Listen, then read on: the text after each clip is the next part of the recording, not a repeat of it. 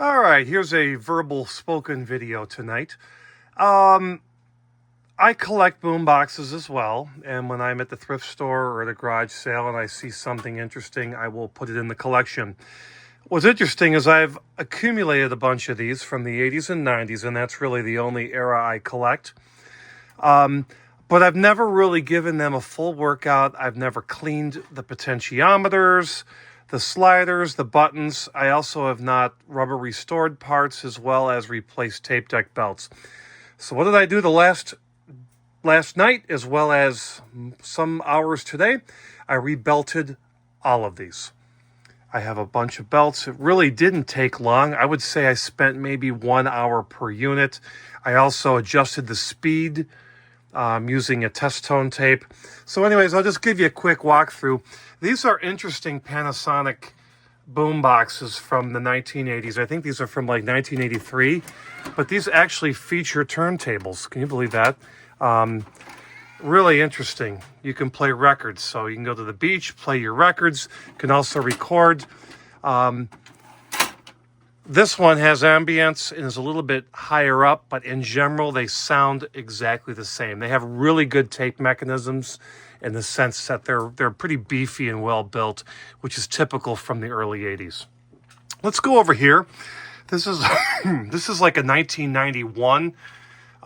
This has a CD player. It's the only one that has a CD player. So someone paid a lot for this to have a CD player in 1991.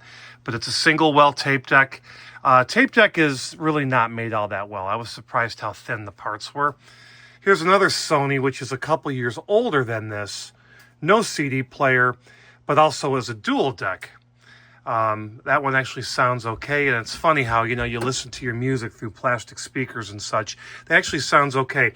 This here is an oddball. This is a General Electric.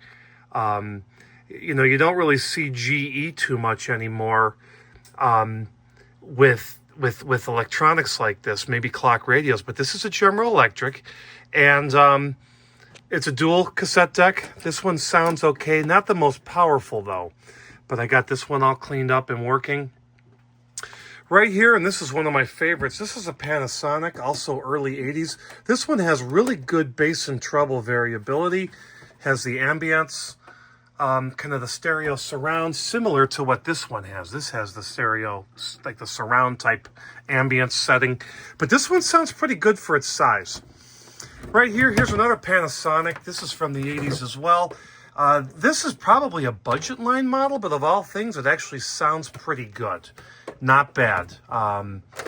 So, AM, FM, and just a, cassette deck. And then this was mine from as a kid. I got this in probably 1983. Had a bad power supply capacitor, which was causing a 60 hertz hum. What's kind of funny is it was humming and making that noise back not long after I got it. And I just kind of thought that's how it always worked. So I went in, checked the cap. It had a bad cap. I replaced it and cleaned it up, and it's working really good. So this was mine from junior high, actually maybe even before that. But that's a General Electric as well, back when they were making equipment. So anyways, that's just a kind of a quick walkthrough on my stereo boom boxes. I am going to do another video soon of mono units similar to this one right here. I got a bunch of these, but tonight was to talk about the stereo ones. So anyways, yeah, these are pretty cheap if you get them, and you know how to fix them up. You can probably get these for $10, $20 at thrift stores, but you just got to clean them up. I mean, these were filthy, but you clean them up and you get them working, and then you collect them like I do, and maybe someday I'll do something more with them.